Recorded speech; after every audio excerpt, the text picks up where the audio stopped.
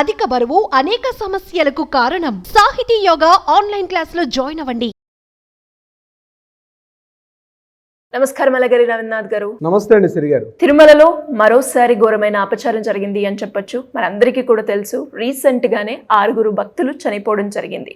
And ఈ రోజు మనం చూస్తే కొంతమంది తమిళనాడు నుంచి వచ్చిన కొంతమంది భక్తులు కొండపైన మాంసాహారం తినుకుంటూ కనిపించడం జరిగింది. ఇలా రిపీటెడ్గా తిరుమలలో ఇలా జరగడానికి గల కారణాలు ఏంటి, అసలు ఎందుకు జరుగుతుంది, వీటికి సంబంధించిన పూర్తి వివరాలు ఏంటి సార్? నమో వెంకటేశ. ప్రధానంగా తిరుమల ప్రధాన క్షేత్రం, ప్రధాన దేవాలయానికి ఎదురుగా మాడవీధులు దాటిన తర్వాత ఉత్తర మాడవీధికి ఎదురుగా ఉన్నటువంటి రామ్ బగీచా విడిది గృహం. రామ్ బగీచా విడిది గృహానికి ఎదురుగుండానే అక్కడ మనకి బస్టాండ్ ఉంటుంది. ఆ బస్టాండ్కి రామ్ బగీచాకు ఉన్నటువంటి విడిది గృహానికి మధ్యగా ఉన్నటువంటి ఫుట్పాత్ పైన కొంతమంది వ్యక్తులు, ముఖ్యంగా తమిళనాడు నుంచి వచ్చేటువంటి కొంతమంది వ్యక్తులు ఒక 28 మందిగా గుర్తించారు. వీళ్ళందరూ కూడా కలిసి కోడిగుడ్ల యొక్క కర్రీ, అదేవిధంగా ఒక పులావ్, ఈ రెండు తీసుకొని వాళ్ళకి తింటూ ఆ 28 మంది కూడా ఒక గ్రూప్గా కూర్చొని తింటూ కనిపించారు కొంతమంది భక్తులకి. కొండపైన మాంసాహారం తినకూడదని నిషేధాలు ఉన్నప్పటికీ కూడా దీన్ని ఎలా సేవిస్తున్నారు అని చెప్పి అక్కడ ఉన్నటువంటి భక్తులు ఈ 28 మంది ఉన్న కొంతమందిని మాట్లాడడం జరిగింది. ఈ విషయం మాకు తెలీదు, మేము కింద నుంచి తీసుకొచ్చాం, ఇక్కడ మేము వండలేదు, కింద నుంచి పైకి తీసుకొచ్చాం అని చెప్పినప్పుడు దగ్గరగా ఉన్నటువంటి పోలీస్ సిబ్బందితో వాళ్ళు మాట్లాడి పోలీస్ సిబ్బందిని వాళ్ళని పట్టేయడం జరిగింది. ఇమీడియట్గా పోలీస్ సిబ్బంది రావడం, ఆ పోలీస్ సిబ్బంది విజిలెన్స్ డిపార్ట్మెంట్ వాళ్ళకి హ్యాండ్ ఓవర్ చేయడం, విజిలెన్స్ సిబ్బందిని ఆ 28 మందిని కూడా హ్యాండ్ ఓవర్ చేసుకొని వాళ్ళ యొక్క డీటెయిల్స్ ఎవరు. అయితే ఇక్కడ ఇంట్రెస్టింగ్ విషయం ఏంటంటే వాళ్ళ 28 మంది కూడా అన్య మతస్థులు అని కన్ఫర్మేషన్ జరిగింది. అంటే హిందువులు కాదు, వాళ్ళందరూ కూడా హిందువులు కాని వ్యక్తులు కొండపైన వాళ్ళకి ఏమి అవసరం, అది కూడా వాళ్ళ కిందన చేసుకున్నటువంటి ఎగ్గ కర్రీ తీసుకొని, ఒక పులావ్ తీసుకొని, ఒక విహారయాత్రలాగా ఒక మూకుమ్మడిగా అందరూ కలిసి కొండపైకి వచ్చి అక్కడ ఒక ఎంటర్టైన్మెంట్ లాగా అందరూ కూర్చొని మనం ఎంతో పవిత్రంగా భావిస్తున్నటువంటి తిరుమల కొండపైన అత్యంత హేమైన పద్ధతిలో పబ్లిక్ ప్లేస్లో అందరూ కూడా కూర్చొని మరి దర్శనం అయిందా, వాళ్ళకి దర్శనం కాలేదండి, ఇంకా విజిలెన్స్ డిపార్ట్మెంట్ వాళ్ళు మాట్లాడుతున్నారు కాబట్టి మనకి మిగిలిన వివరాలు తెలిసే అవసరం అయితే ఉంది. అయితే వీళ్ళందరూ కూడా పైకి వచ్చిన తర్వాత ఇక్కడ ఈ విషయం చేస్తున్నారు. గట్టిగా సిబ్బంది ప్రశ్నించేటప్పటికి మేమందరం తమిళనాడు ఉన్న ప్రాంతం నుంచి వచ్చామని చెప్తూ వాళ్ళు సగం తమిళం సగం తెలుగు మాట్లాడుతున్న వ్యక్తులుగా కనిపించారు. అయితే ఇక్కడ ఇంట్రెస్టింగ్ విషయం ఏంటంటే అలిపిరి గేట్ దగ్గర నుంచి భద్రత కంప్లీట్ కట్టుదిట్టంగా ఉంటుంది. అలిపిరి గేట్ ఎప్పుడైతే మనకి అక్కడ గరుత్మంతుల వారి యొక్క స్టాచ్యూ ఉంటుందో అక్కడ అలిపిరి గేట్ ఎంటర్ అయ్యేటప్పటికే ఈవెన్ దో చాలా కట్టుదిట్టమైన భద్రతా ఏర్పాట్లు, విజిలెన్స్ డిపార్ట్మెంట్ చాలా పవర్ఫుల్గా పనిచేస్తున్నాం అని చెప్పి ప్రగల్భాలు పలుకుతున్నటువంటి టీటీడీ యొక్క యంత్రాంగం కావచ్చు, పోలీస్ సిబ్బంది కూడా కావచ్చు. అంటే కొండపైకి తిరుమల మనకి 7 కొండలు ఉంటుంది. ఆ 7 కొండల యొక్క క్షేత్రం మనకి విహార స్థలం కాదు, అక్కడ ఎన్నో నియమాలు ఉన్నాయి. అన్య మతస్థులు ప్రవేశించకూడదు, పాన్ గుట్కా ఈవెందో మెడలో వేసుకున్న లాకెట్స్ కూడా నాన్ హిందూ ఎవరు కూడా ప్రవేశించకూడదు. ఒకవేళ నాన్ హిందూ ప్రవేశిస్తే అక్కడ ఉన్నటువంటి డిక్లరేషన్ ఫామ్ ఇవన్నీ చాలా ప్రొసీడింగ్స్ ఉంటాయి. అటువంటిది ఎంత అంటే ఇక్కడ ఒక భద్రతా వైఫల్యం యొక్క డొల్లతనం బయటపడింది. అంటే ఎంత కట్టుదిట్టిన భద్రతా ఏర్పాట్లు, మనం పైకి వెళ్ళేటప్పుడు ఒక ఫ్యామిలీ వెళ్ళేటప్పుడు సుమారుగా అరగంట సేపు అక్కడ నిలిపి ఉంచి వాహనాలను తనిఖీ చేసుకుంటూ వెళ్తారు. అంటే ఇక్కడ ఈ కొండపైన 28 మంది, ఒకరు కాదు ఇద్దరు కాదు, ఒక సామూహికంగా 28 మంది ఒక అన్యమతస్తులు వచ్చి, అది కూడా అక్కడ భక్తులు ఐడెంటిఫై చేస్తే కానీ తెలిసింది. అంటే ఇది ఒక్కటి సంఘటనైనా, భక్తులు ఐడెంటిఫై చేయకపోతే ఇంకా ఇలాంటి వాళ్ళు ఇన్ని జరుగుతున్నాయి. అంటే మనం ఎంతో పవిత్రంగా భావిస్తుంటే ఆ పవిత్ర క్షేత్రం వినా వెంకటేశం ననాదో సదా వెంకటేశం స్మరామి అన్నట్టుగా, అంటే వెంకటాద్రి సంస్థానం బ్రహ్మాండే నాస్తికించిన వెంకటేశ సమోదేవో నా భూతో నా భవిష్యత్తు. అంటే ఆ వెంకటాద్రి కొండ అన్నది అది కొండ కాదు. అన్నమాచార్య యొక్క కీర్తనలు రాశారు, కట్టెదురా వైకుంఠం అనే కీర్తనలో అక్కడ ఉన్నటువంటి చెట్లు, అక్కడ ఉన్నటువంటి శిలలు, అక్కడ ఉన్నటువంటి రాళ్ళన్నీ కూడా వీళ్ళందరూ తాపసులు, వీళ్ళందరూ కూడా ఒక దేవర్షులు మునులు తపస్సు చేసుకుని అక్కడ ఉండే ప్రతి రాయి, ప్రతి రప్ప, ప్రతి చెట్టు, ప్రతి చేమ, ప్రతి గుబురు పొద కూడా మనం ఋషులుగా ఒక తాపసులుగా భావించి ప్రతి అణువును కూడా ఆ దైవత్వాన్ని మనం ఎంతో పవిత్రంగా భావిస్తున్న ఆ క్షేత్రంలో ఇటువంటి ఇంత ఘోరమైన అపచారం, అంటే ఇన్ని వ్యవస్థలు. రీసెంట్గా ఒక సంక్రాంతికి ముందు వైకుంఠ ఏకాదశికి కార్యక్రమాన్ని పురస్కరించుకొని ఒక కిందన, అంటే తిరుపతి క్షేత్రంలో, ఇది తిరుమల క్షేత్రం జరిగింది, తిరుపతిలో దిగువ తిరుపతిలో ఇంత ఒక 6 సిబ్బంది చనిపోయి ఇప్పటికి కూడా అది ఇంకా మరవలేదు. మరవడానికి విషయం కాదు, ఇప్పటికి కూడా ఆ భద్రతా డొల్లతనం, ఆ భద్రతా వైఫల్యాలు ఇంకా మనం కనుమరుగకుంటే ఇదే సందర్భాల్లో ఇంతటి ఘోరమైన అపచారం కొండపైన కనుగొని చేస్తుంటే టీటీడీ పాలనా యంత్రాంగాలు ఏం చేస్తున్నాయి? అధికార యంత్రాంగాలు ఏం చేస్తున్నారు? జేఈఓలు, ఈఓసి వీళ్ళందరూ కూడా ఇక్కడ ఏమి చేస్తున్నారు? ఇదంతా కూడా విజిలెన్స్ డిపార్ట్మెంట్ ఏదైతే ఉందో, విజిలెన్స్ డిపార్ట్మెంట్ కింద కట్టుదిట్టమైన భద్రతా చర్యలు కంటిన్యూగా 24/7 కూడా ఎంతో కట్టుదిట్టమైన భద్రతా ఏర్పాట్లు ఉన్నప్పటికీ కూడా వీళ్ళు ఎలా ప్రవేశించగలిగారు కొండపైకి అంటే ఈరోజు అన్యమతస్తులు వీళ్ళు ధైర్యంగా ఇది మా కొండ అని చెప్తూ రకరకాల అన్యమతస్తులు అక్కడికి వచ్చి వాళ్ళు మాట్లాడుకున్నా కూడా మనం చాలా సందర్భాల్లో చూడడం కూడా జరిగింది. ఇటువంటి సంఘటన జరగడం అత్యంత దురదృష్టకరం.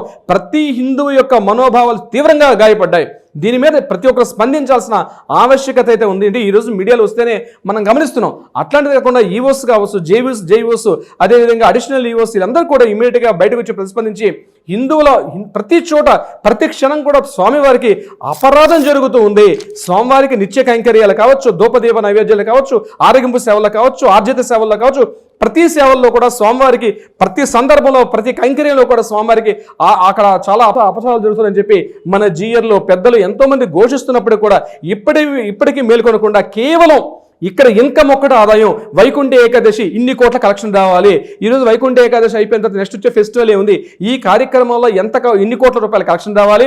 ఇక్కడ ఏం చేయాలి? ఆ ఒక కలెక్షన్ మీద ఒక బిజినెస్ సెంటర్ లాగా ఆలోచిస్తున్నారు తప్పించి ఇక్కడ నిజంగా భక్తులకు కావాల్సినటువంటి భద్రతా వైఫల్యాల్లో కొట్టొచ్చినట్టు కనిపిస్తున్నప్పుడు కూడా భక్తులకు కావాల్సిన కనీస సౌకర్యాలు కల్పిస్తున్నామా లేదా, తాగునీటి వసతి కల్పిస్తున్నామా లేదా, రోజు రోజుకి పెరుగుతున్న రద్దీని పురస్కరించుకొని అదనపు గదులు నిర్మించడం ఉందా లేదా, ఏ రకంగా చేస్తే బాగుంటుంది, ఈ యొక్క పబ్లిక్ ఏ రకంగా కంట్రోల్ చేస్తే బాగుంటుంది. ప్రతి ఒక్క సామాన్యుడు కూడా చెంగును ముడి వేసుకుంటాడు, మొక్కు కట్టుకుంటాడు. స్వామి నీ దగ్గరకు వస్తే నా కోరిక తీరితే నేను 7 కొండలు నడిచి వచ్చి నీ కొండని నేను చూస్తాను స్వామి అని చెప్పి కొంగున ముడి వేసుకుని ప్రతి రూపాయలను కూడా ఎంతో పవిత్రంగా చూసుకొని హుండీలో స్వామివారికి వేసినట్టు అనేక లక్షలాది కోట్లాది భక్తుల యొక్క మనోభావాల్లో ఈ రోజు టీటీడీ పాలనా యంత్రాంగం ఎంత డొల్లతనం కనిపించడం ఉంది. ఎవరు కూడా హర్షించడం ప్రసక్తి లేరు. ఈరోజు సామాన్య భక్తుడు ఈరోజు తిరుమల కొండకి చేస్తున్నటువంటి రోజు రోజుకి భక్తులు పెరుగుతున్న దృష్ట్యా భక్తుల్ని కొండకు రప్పించే ఆరాధన కావచ్చు, హిందూ ధర్మ ప్రచార పరిషత్ కావచ్చు, ఈరోజు చేసే కార్యక్రమాలు పక్కన పెట్టి 28 మంది అండి, ఒకరు ఇద్దరు కాదు 28 మంది మూకుమ్మడిగా కొండపైకి వచ్చి అది కూడా ఎగగరి తింటూ అక్కడ భక్తుల్ని అపచారం చేస్తూ హేళన చేస్తూ మన కళ్ళల్లోనే మనం వేలు పెట్టి పుడిచే స్థాయికి ఈరోజు పెరగడం అనేది ఎవ్వరు కూడా హర్షించే దారుణాతి దారుణం ఈ సంఘటన. ఇట్లాంటి పునరావృతం కాకుండా ఉండాలి. ఇంకా ఎన్ని జరుగుతున్నాయో తెలియట్లేదు. ఇప్పటికైనా నేను ఒకటే చెప్తానండి సరి గారు, ఏదైతే ఈ యొక్క కబంధ హస్తాల్లో ఉన్నటువంటి ప్రభుత్వ కబంధ హస్తాల్లో ప్రభుత్వం యొక్క అజమాయిషీలో ఉన్నటువంటి ఈ దేవాలయాలను పూర్తిగా వీటిని ఆ కబంధ హస్తం నుంచి బయటకు వెలికితీసి మన ఇళ్లని మనమే బాగు చేసుకోగలుగుతాం, మన దేవాలయాల్ని మనమే బాగు చేసుకోగలుగుతాం. ఖచ్చితంగా ఈ రోజు టీటీడీలు కావచ్చు, పాలనా యంత్రాంగాలు వచ్చాయి కానీ అనేక వేల సంవత్సరాల నుంచి మన దేవాలయాలు, మన గుళ్ళు, మన గోపురాలు మనమే రక్షించుకున్నాం. ప్రతి ఒక్క భక్తుడికి ఈరోజు భక్తుడు గుర్తిస్తే తప్ప ప్రభుత్వం గుర్తించిన పరిస్థితి అక్కడ ఉందంటే ఇన్ని వేల మంది, ఇన్ని లక్షల కోట్ల రూపాయల జీతాలు ఏమైపోతున్నాయి? ఈ చిన్న విషయాన్ని కూడా పట్టించుకోలేకపోవడం అత్యంత హేయం, అత్యంత జుగుప్సాకరం, అత్యంత బాధాకరమైన విషయం. అసలు తలుచుకుంటేనే ప్రతి ఒక్క తిరుమల స్వామివారిని ఆ రోజు పొద్దున్న లేసి స్వామివారి యొక్క ఫోటోని పెట్టుకొని ఆయన పాదాలు, శ్రీచరణాలని మనం గుర్తుపెట్టుకోకుండా ఏ కార్యక్రమాన్ని చేయనటువంటి అనేక వేల మంది లక్షలాది భక్తులు నేను కూడా ఒకడిని. ఈ అపచారానికి ఇప్పటికైనా పులి స్టాప్ పెట్టకపోతే తిరుమల కొండకి రావడం అనేది చాలా ఇబ్బంది అవుతుంది. కలెక్షన్స్ అనే పక్కన పెట్టండి. కలెక్షన్స్ కోట్ల ఇన్కమ్ మీద దృష్టిని పక్కకు మరల్చి కేవలం భక్తుల యొక్క విన్నపాలు, భక్తులకు కనీస వసతులు, కనీస సౌకర్యాల మీద దృష్టి పెడితే తిరుమల పవిత్ర స్థలంగా మన ముందు తరాలకు కూడా మనం అందింపజేసి ఏదైతే మన పూర్వీకుల నుంచి, మన పూర్వాచారాల దగ్గర నుంచి ఏదైతే సంస్కృతి సంప్రదాయాలు రామానుజాచార్యుల వారు ఏదైతే సంప్రదాయాన్ని ఇక్కడ నెలకొల్పారో, స్వామివారికి 4 మాడవీధులు ఎటువంటి ఆ తిరువిధి ఉత్సవాలు ఏ రకంగా చేస్తారో, ఆ ఉత్సవాలు ఆ రకంగా ఏదైతే మన ఆచార్యుల వారు ఏదైతే అక్కడ చేయడం జరిగిందో వాటిని కంటిన్యూటీ చేసి మన ముందు తరాలకు అందించాల్సిన బాధ్యత కూడా మన మీద ఉంది. కేవలం కలెక్షన్ ఒక్కటే దృష్టి పెట్టుకోవాల్సిన అవసరం లేదు. పాలనా యంత్రాంగం ఇప్పటికైనా మేల్కొని కనీసం మన హైందవ ఆచారాలను, మన హిందూ ధర్మ ప్రచార పరిషత్ ఇప్పటికైనా మేల్కొని చేస్తే ఇటువంటి అపచారాలు మరలా జరిగే అవకాశం ఉండదు. సిరిగారు ఎగ్జాక్ట్లీ సార్, మీరు చెప్పింది వాస్తవం. అండ్ మనం కూడా చూస్తూ ఉన్నాము రీసెంట్గా జరిగిన ఇష్యూ కావచ్చు, అండ్ మరలా ఇది రిపీట్ అయింది అంటే అక్కడ ఖచ్చితంగా విజిలెన్స్ యొక్క నిర్లక్ష్యం మనం చూస్తూ ఉన్నాం. ఇలాంటి ప్రధానంగా మరొక విషయం సిరిగారు, ఇటువంటి సంఘటన జరిగేటప్పుడు పలానా యంత్రాంగాలు ఏం చేస్తాయంటే ఇది మీరు చేశారో, పలానా వ్యక్తి చేశాడని చెప్పి ఎప్పుడైతే వార్తల్లో ఇది ప్రధాన శీర్షికలు ఎప్పుడైతే ఈ వార్త వస్తుందో ఇమీడియట్గా ఎవరో ఒకరిని బలిపశువుని చేసి సస్పెండ్ చేయడం, ఎక్స్ట్రా చేస్తారు. ఇది కాదు జరగాల్సింది. ఇక్కడ ఎవరో ఒకరు బలిపశువుని కాదు, ప్రతి ఒక్కరు మేము ఉన్నాం, మాది బాధ్యత అని ఎప్పుడైతే బాధ్యతను తీసుకునే రోజు వస్తుందో అప్పుడే మన తిరుమల క్షేత్రానికి పవిత్రంగా ప్రతి ఒక్కరు కొండపైకి వెళ్ళి ఆ 7 కొండల వాడిని దర్శించుకొని మన యొక్క మొక్కులు 7 కొండల వాడు, మన యొక్క పాపాలను తొలగించే వ్యక్తి వ్యక్తి, మన యొక్క కష్టం దూరం చేసే వ్యక్తిగా ప్రతి ఒక్కరిని కూడా ప్రార్థించుకొని ఈ క్షేత్రాన్ని మన ముందు తరాలకి భావితరాలకు కూడా అందించే బాధ్యత కూడా మన మీద ఉంటుంది.